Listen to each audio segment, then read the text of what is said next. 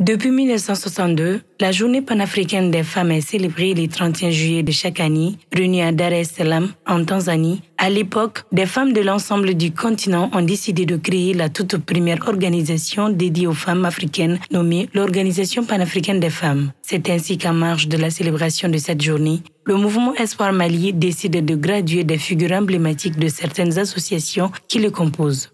C'est la journée panafricaine des femmes. C'est l'ensemble des femmes du monde. Oui, ça c'est un signe de reconnaissance envers les femmes. D'autant plus que c'est des femmes battantes qui ont été récompensées.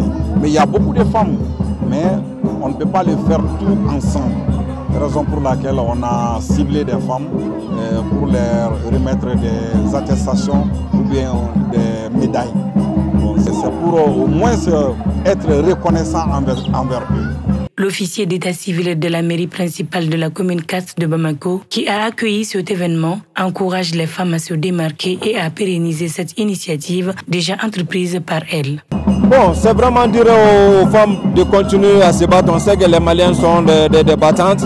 On les encourage à se battre, à travailler pour vraiment le développement de cette commune et le pays. Parce que personne ne viendra développer notre pays à notre place.